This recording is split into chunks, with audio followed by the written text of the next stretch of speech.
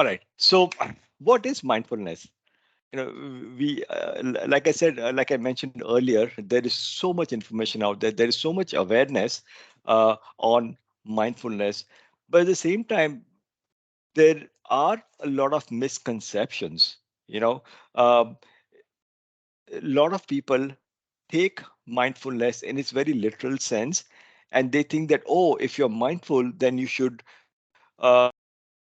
know your schedule. You should know exactly what you are doing every minute of your day, every hour of the day, whatever, right? But that's a very literal definition. In reality, mindfulness is a very, very deep and profound practice. It comprises of an umbrella of techniques and tools and theories.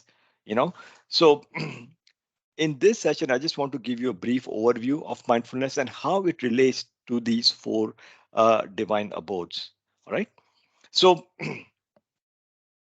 this metaphor is used while, it's used um, a lot when you talk about mindfulness, the metaphor of the wild Mustang. So the idea is this: if you have a wild Mustang on your ranch, and that Mustang creates destruction in its wake wherever it goes. You obviously want the Mustang to stop its destructive behavior. And so, one way to stop uh, the behavior is to tame it, right? And you tame a wild Mustang by first mounting it, right? Because you need to mount it so that you can observe the Mustang and you can see what it is that sets it off. And once you understand what sets it off, then you can take skillful action to to prevent those stimulus from occurring, right? And then what happens is when you mount it, obviously you'll get thrown off, you know. But just because you get thrown off does not mean that you will stop, right? You will mount it again and again and again. And then after a while, you will understand the perspective, of the Mustang, and then you'll be able to train it accordingly, right? So mindfulness is is very similar. The process is very similar because here we are working with our own minds, and in a default state of minds, our minds create destruction in its wake in the form of suffering, in the form of stress. So mindfulness is a process for us to mount our own minds and to observe our own minds at work so that we can get insights into what it is that sets our minds off and how we can tame our minds. You see? So it's a lifelong process and it involves a number of tools and techniques, right? Um, so, any questions on this metaphor? Okay. Then there is another metaphor, the metaphor of director's commentary on DVD. So it used to be that when we purchase DVDs of movies in the past, in the menu option, you could actually enable what is called as a director's commentary. So what would happen is when you enable this feature, the movie with the cast of actors and characters and situations will play out in front of you, but in the background you will hear the director's voice, you know as to why did they chose this particular uh, set, why this costume, why this scene. It's never ending. So the same thing happens with our minds as well. As we go through life, as we encounter situations happening in front of us, there is this director's commentary happening in the back of my mind, in our minds, that, oh my God, why me? Why them? Why not this? Why not that? It's never ending, right? The problem is that sometimes we think that the commentary is real, and we discount what is happening in front of us, in favor of the actual commentary. So mindfulness is being aware of the commentary that is being played at the back of our minds at all times, and it allows us to discern between the commentary and the real life situations that are being played out in front of us. So as you can imagine, this is a, it's a lifelong process, simply because we have had this director's commentary running in our minds for our entire lives, you see. So now we are trying to understand a new mode of living. All right, any questions so far on this metaphor? Okay, thank you. So let's come up with a definition. So I've come up with two definitions. Okay, the first definition is mindfulness is the gentle effort to be continuously present with embodied experience. All right. So there are some attributes, some key attributes in the definition that I want to kind of expound. So it's a gentle effort. When we practice mindfulness, we are not making an extraordinary effort. It's always a gentle effort. It's we are making this effort by fully being aware of our own selves and fully respecting our own selves. We are not forcing ourselves to do anything. We are just trying to be very gentle. And we are trying to be continuously present. Right now, this continuity is very important because l- the kind of society that we live in, the kind of distractions that we have, we all have split attentions. We are distracted all the time, right? We we jump from one idea to another, from one meeting to another, one situation to another. Mindfulness is the ability to be continuously present with whatever it is that is happening within us. And the more continuous we are, the more benefits we can get from the practice. And then the last attribute is embodied experience. Right? And now this is very important because our bodies are always in the present moment, right? Our minds flit back and forth in time. Minds are seldom in the present moment, but our bodies are always in the present moment. So, for example, if we experience an itch or a pain in our legs, for example, then that itch or pain is actually happening right now, you know. And when we focus on that itch or on the pain, we are in the present moment. So, with mindfulness, in one definition of mindfulness is to skillfully divert attention from our minds and back into our bodies. You see? Um, so, because once your attention is in our bodies, we are anchored in the present moment, right? So that's the whole definition. Gentle effort to be continuously present with embodied experience. And then there is a next definition. It means it's actually a complementary definition, right? It means paying, loving, and caring attention in a particular way, on purpose, in the present moment, and non-judgmentally. So actually, this definition comes from Jean Kabat-Zinn. So we are paying attention, but we are paying loving and caring attention. And that's the key with mindfulness practice. Whatever we are doing, we are doing with the spirit of gentleness and kindness towards ourselves, right? And we are doing this practice in a very particular way.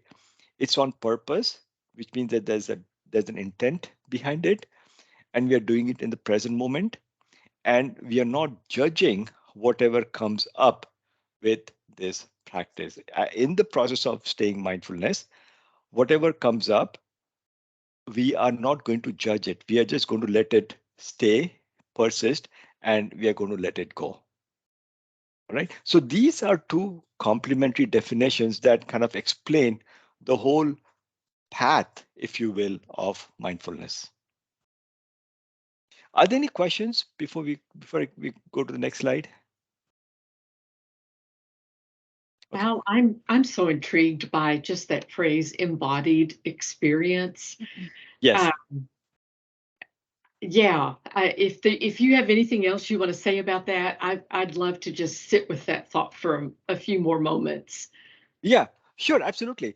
So, um, within mindfulness, right, we have a range of objects to choose from. So, one object is breath, for example, right? So, if I tell you that, hey, listen, let's just focus on our breath.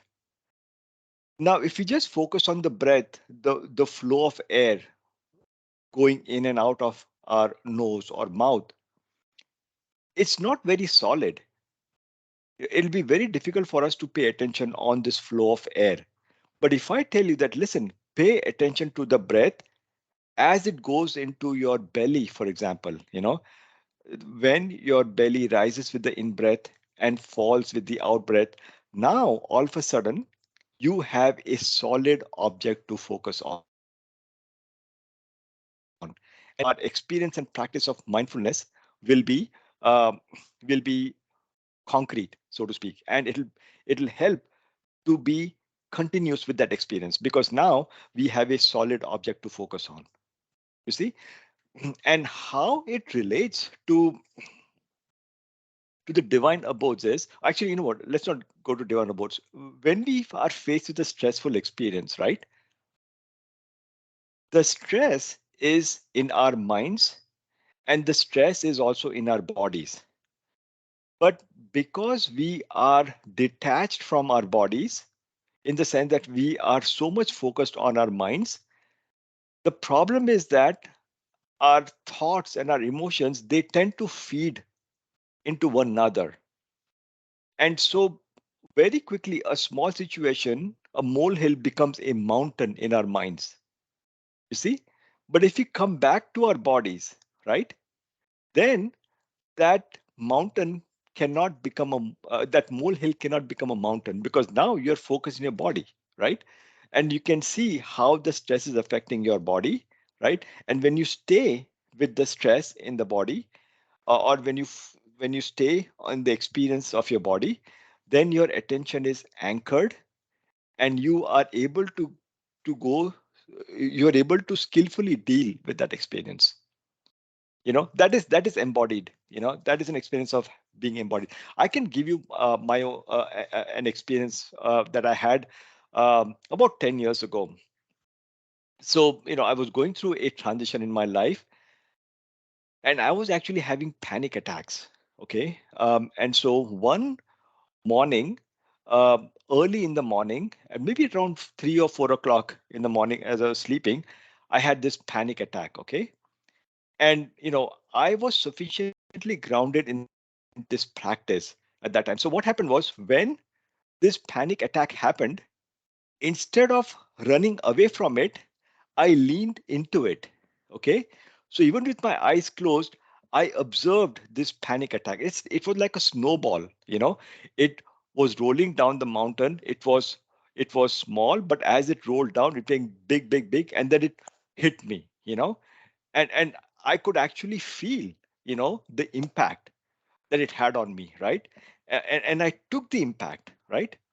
And then I kept my eyes closed, and then there was another attack and then another attack, and then what happened was, after the third attack, it all ceased, it all ended. And then I kind of rolled over and I went back to sleep. you know and then when I woke up, after a couple of hours, it was gone, right? So I instinctively turned to my body to feel the effect of the panic attack. But if I had if I had um, focused on my default habit pattern of not observing the embodied experience, but just the experience in my mind, then that panic attack would have become even more intense. It will become more severe, and the memory of it would have lasted far longer. You see? So within the domain of mindfulness, we talk about two arrows of suffering: the first arrow and the second arrow. The first arrow is some some event that actually happens that causes suffering. All right. So the panic attack was the first arrow. And then if we don't respond skillfully, Then we keep thinking about this experience, right? And then we have a range of emotions around that experience, like resentment, anger, pity, whatever it is. And so that becomes the second arrow. And the second arrow sometimes can be far long lasting, can be more intense than the first arrow, right? So you can skillfully cut through the second arrow by focusing on just the first arrow of suffering, by observing its effect on the body. So that is the power of this practice of bringing everything into the body. In fact, some people say that the path of mindfulness is to be inside your body at all times. Yeah, So did I answer your question, Susan? it did, and I really appreciate that you would share a personal example. Thank you Yeah, for sure. Yeah, that. of course. Yeah, Yeah, yeah, thank you. absolutely. Or any other questions from anybody? Okay. All right. So using the breath, I want to now focus on the breath uh, because breath is used as a primary object for mindfulness practice. So the advantage of breath is that it's an amazing portable tool. Breath goes with us wherever we go, right? And it's an ever present tool, right? We are breathing all the time. When we get lost in our thoughts, in our emotions, and we lose focus with the breath, that is a cue for us to come back to the breath, right? And when we lose focus with the breath, that's when we know that we are either stressed or we are going through some adverse experience, right? So even if you're going through an adverse experience, in the midst of the experience, if you can come back to the breath, that's a wonderful and skillful diversion. You see? So breath, uh, great object to use for our practice. It's always on, as long as we are alive, we are breathing, right? And it goes with us wherever we go. And breath is an anchor to the present moment, right? When we are breathing in, that's what's happening. We are actually breathing in and we are breathing out. We are breathing out, right? So the breath can be an amazing anchor to the present moment. It brings us back to the present. And this anchor also means that it brings us back to our bodies. You see? And it's an equanimous constant through the ups and downs of our daily life. So many a times when we are going through our day-to-day experiences of our lives, the breath is in sync, right? Sometimes when we get excited, for example, our breath becomes faster. We breathe fast.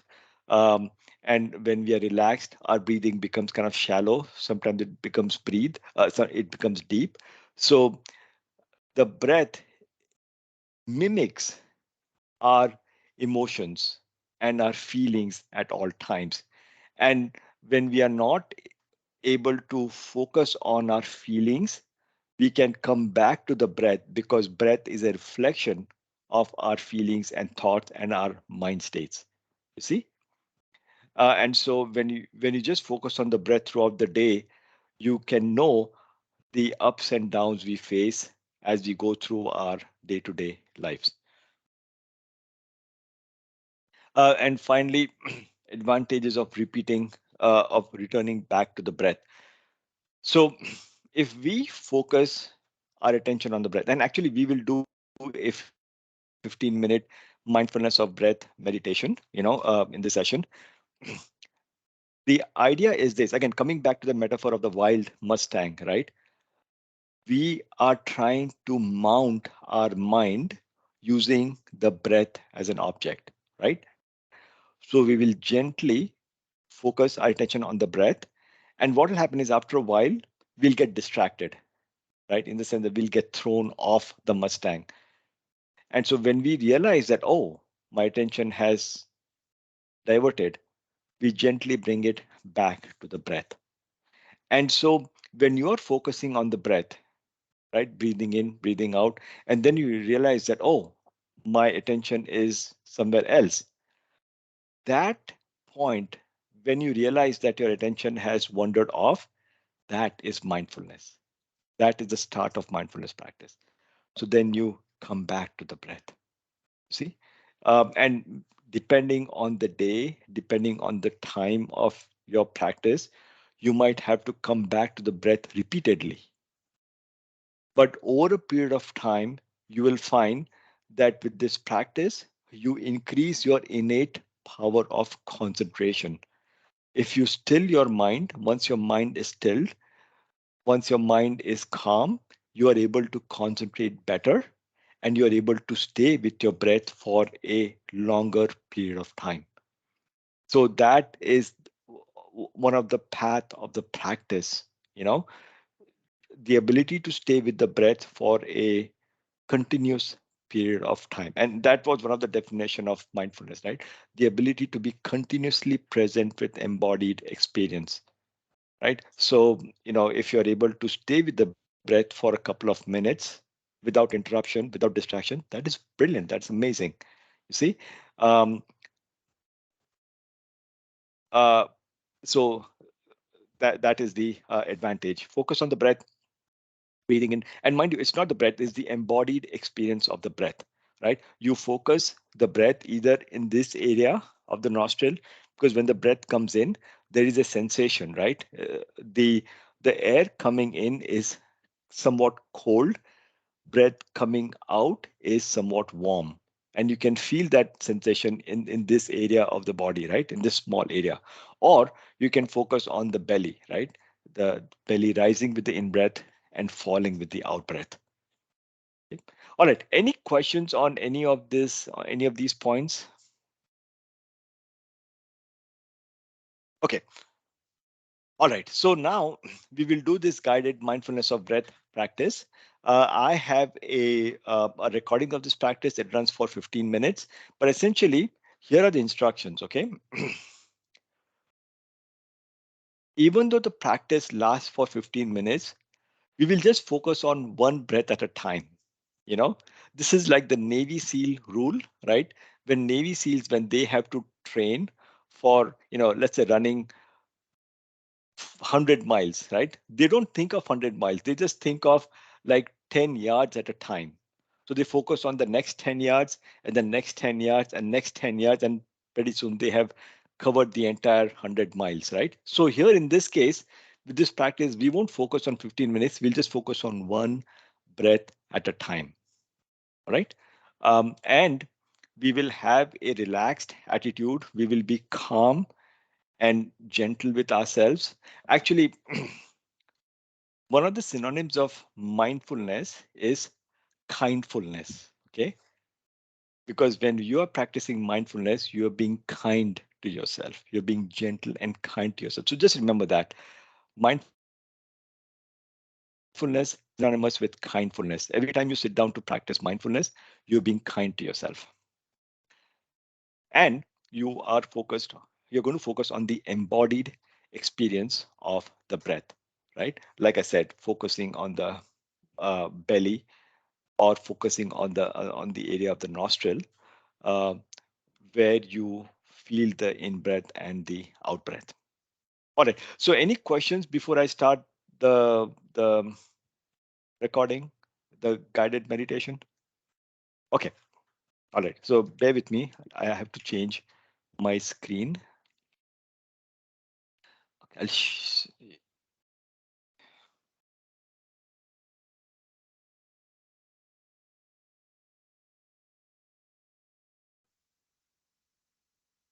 share my screen again.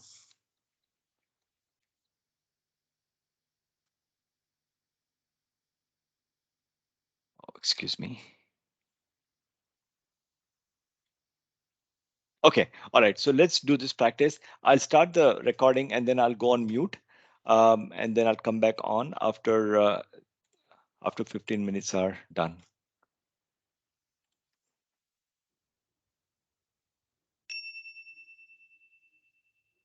Can you hear the recording? Yes.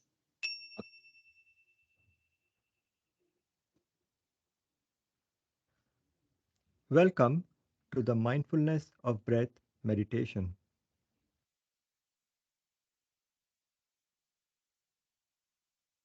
Take a moment to let your body settle in a comfortable position.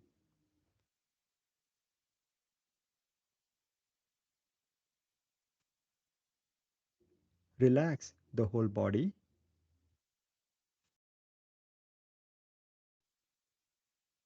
Keep the head, neck, and back erect but not rigid.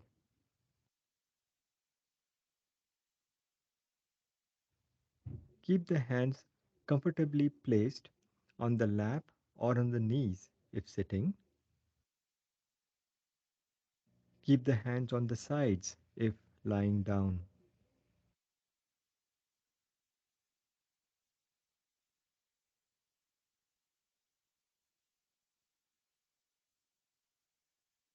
Intentionally cultivate an attitude of patience, gentleness, and kindness towards yourself.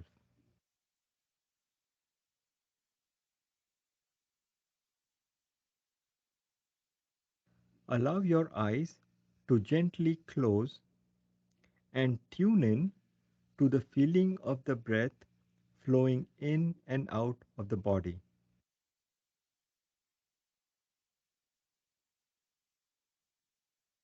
Focus your attention on the sensation of the breath moving past the nostrils or on the sensation of the breath moving into the belly, lifting it during each in breath and receding gently on each out breath.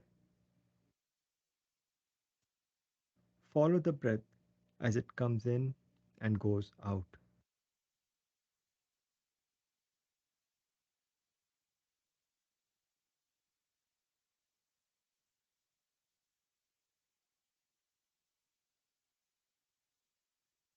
Allow yourself to just dwell here moment to moment.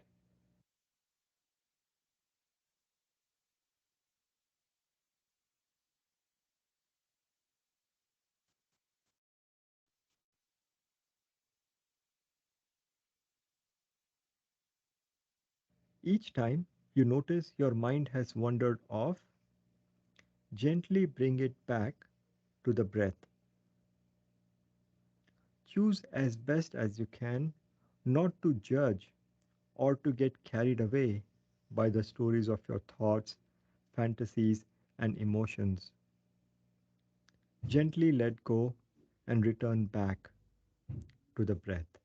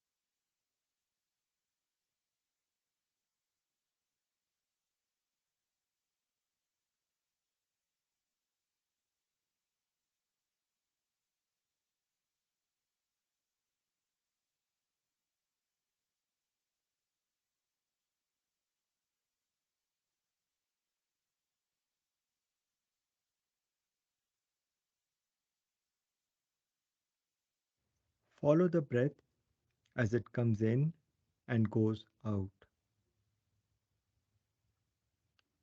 Each time you notice your mind has wandered off, gently bring it back to the breath. Choose as best as you can not to judge or to get carried away by the stories of your thoughts, fantasies, and emotions. Gently let go and return back to the breath.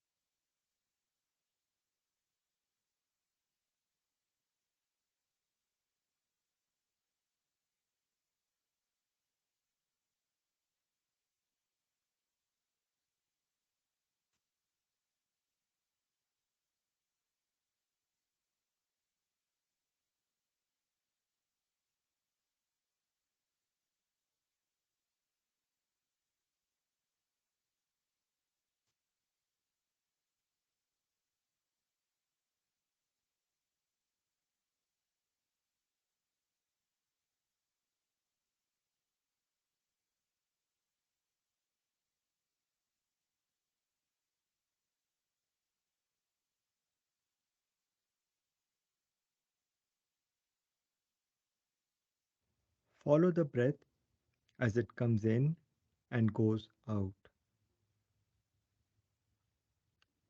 Each time you notice your mind has wandered off, gently bring it back to the breath.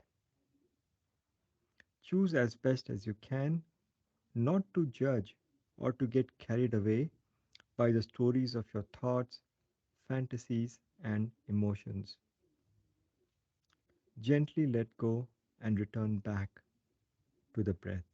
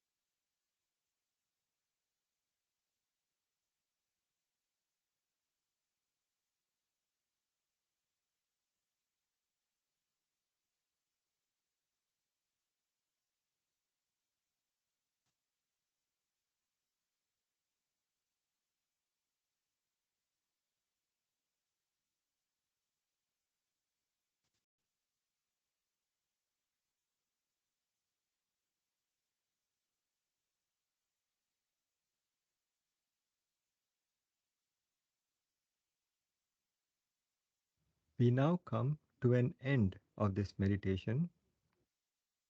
Please stay centered for a few moments to dedicate the merits of this practice. May I be happy.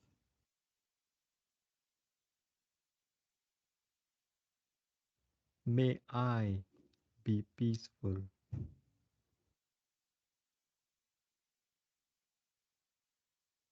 May I live with ease.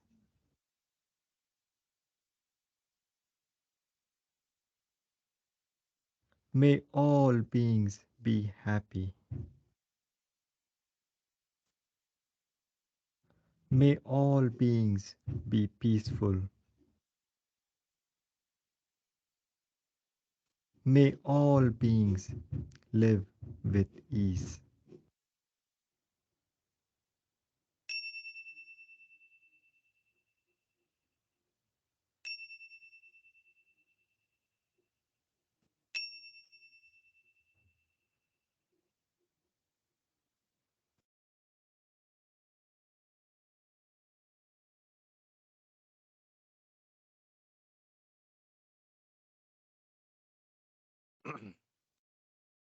Thank you for doing this practice with me.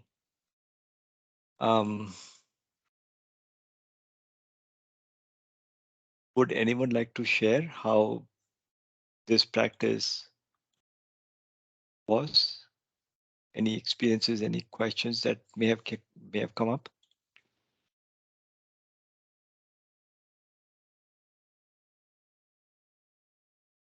Al, For me, it's just been that go ahead. profound sense of peace Ah, thank you, Gordon. terms Yeah, of thank you. in terms of that deep meditation. Uh, yeah, mind going blank, Yes. but at peace with like a clean slate and yeah, just profound peace. Thank you, Gordon. Yes. And I'm sure you had this experience simply because you have done this and other practices, right, for a long time. So Hmm. I'm glad that this practice brought you some peace. Yeah. Susan, you're going to say something? I was just going to say thank you. The thing that I was aware of is that even though I don't believe I was tense during the 15 minutes, but every so often the thought would go through my mind, when's Al going to talk again? And then you would finally come in, and I that actually helped me relax. Okay, Al is still with us. Good. Oh, Okay.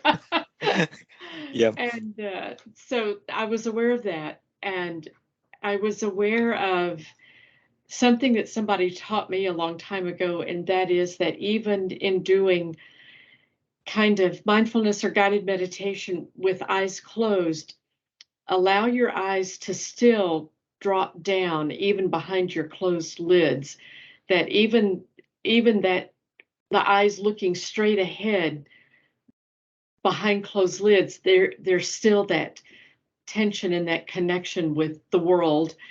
And so I reacquainted myself with that, and it was a big help to just let my eyes droop even as they were closed. Oh, thank you. Yeah, thank you, Susan.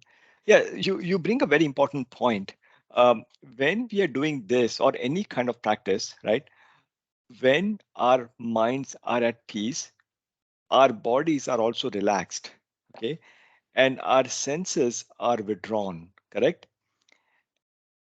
And in that middle of the process, if you open your eyes, all of a sudden your senses are jarred because you now see so many things coming to you from your sense door of sight, and it can disturb your sense of peace. You know what I'm saying? And then if you close your eyes again, it might be difficult to get to that same level of stillness as before, right? So it's better to keep your eyes closed.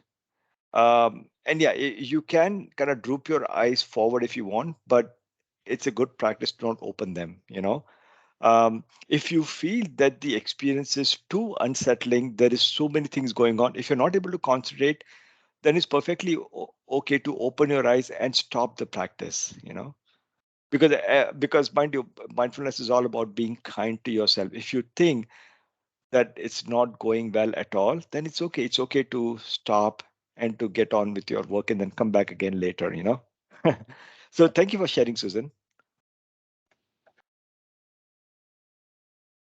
Michelle, is there anything you want to say? I think you came off mute. I did. Yeah, I appreciated your I mean, I've done the meditations with you, and I've always appreciated the reminder, because being someone who's sitting still doesn't come very naturally. It Oh, yes, it just is like, oh yeah, okay, that's right. And then if I'm tempted to sit there and think about other things, then having your voice remind me to guide myself back gently is great, instead of going, oh, there I go again, but yes. just coming back and not making a judgment about it. Thank you, Michelle. Thank you. And I've come across guided meditation from many different teachers, and they all have different intents, and they all have, they all come from good place. But many of these meditations have continuous narration, of the guidance. And what happens is when there is continuous narration, you don't have time to practice it yourself. So that's why I decided to introduce blocks of silence, so you can practice on your own, and then I'll come in as a gentle reminder. So I've kept my mindfulness practices very simple, because at the end of the day, it's a very simple practice. We just make it complicated by overanalyzing. And I also want to point out real quick that we are actually priming ourselves for practicing the four divine abodes. You will soon find out that when we come to the first divine abode of equanimity, for example, when we do these practices, if we peg that practices to the breath, then it can provide that additional layer of focus. You see? So in our second session, when I'll introduce the four divine abodes, we will do the same mindfulness of breath meditation. All right. And then when we come to the third session on equanimity, we'll do a different practice, but we'll try to peg it to our breath. Okay. And then, so a quick slide on various misperceptions that people have on mindfulness. So mindfulness is not about spacing out or escaping. So sure, we will find experiences of deep peace. We find a sense of deep communion. That's a beautiful thing. But the practice is, not about spacing out. It's not about escaping from the world. It's about embracing the world and embracing whatever is happening inside of us. It's not a quick fix. It's a practice, and it takes a while, for the effects to kind of show. It's not simply about attention. It's about paying attention in a loving and caring way, and also paying attention on purpose. So it's more than just paying attention. Um, and it's not about having a particular kind of experiences. And when we come to the second section on divine abodes, I'll talk about some experiences that I've had and some experiences that people have had. Not When you practice mindfulness, right, you won't have the same experience twice. Every time you'll have a different flavor of experiences, and some of them might not be pleasant. It's the very nature of the practice. And it's not about changing difficult thoughts or getting rid of difficult feelings. With mindfulness, we embrace whatever is occurring inside of us, and that's how we deal with them skillfully. If we push them away, what happens is, uh, we are setting ourselves up to deal with the same experience again. So when you kind of accept it, right, you end it. So my personal experience that I stated about having those panic attacks, right? that particular morning when I accepted the panic attacks, they went away. I never had those panic attacks again ever, because I found a way to deal with them in a skillful way. You see, and even if they were to come, I now know how to deal with them. You see, so if we push any experience away, we end up playing a game of whack-a-mole. As soon as it arises, we whack it, right? But then it comes up somewhere else, right? So with mindfulness, you allow this whole experience to play out. We allow the energy to play out completely, so that it won't happen again. So again, it's not religious, even though this is a practice. You know, within within Buddhism, you will find aspects of this practice being practiced in all religions. So again, in my program, there is no emphasis on Buddhism as such. It's all about this practice. It's about you, your experiences, and how you skillfully deal with them. And the practices are not difficult. They are simple. They may not be easy because of all the distractions that come up, but again, the practices are very simple by themselves. Okay, so final, any questions from you before we wrap up this session?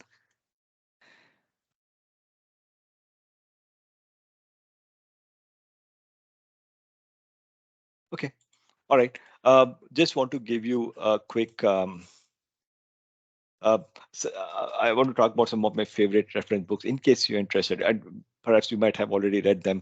So Thich Nhat Hanh, The Miracle of Mindfulness, is a beautiful book. This was actually a letter that Thich Nhat Hanh wrote to one of his students, outline, outlining this practice. So it's the book has a very it does not have a structure as is. It's just a free flowing kind of a letter, but it's a beautiful book, very uh, easy to understand book, a very inspiring book, for to help in your practice.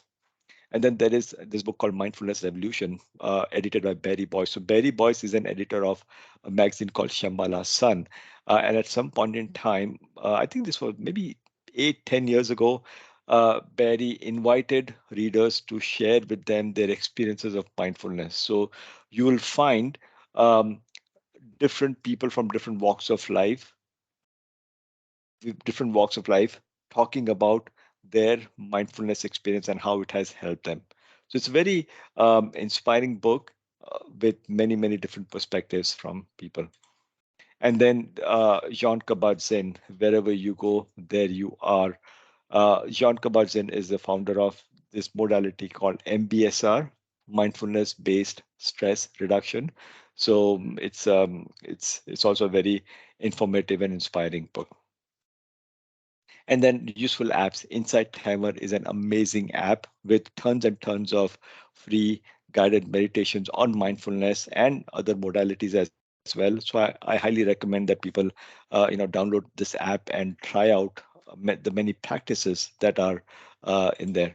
And then of course there's this Calm app, and I believe that through Peace Health we get discount on subscription. And then there is Headspace as well. So that's all I have for this session. Um, Let me stop recording.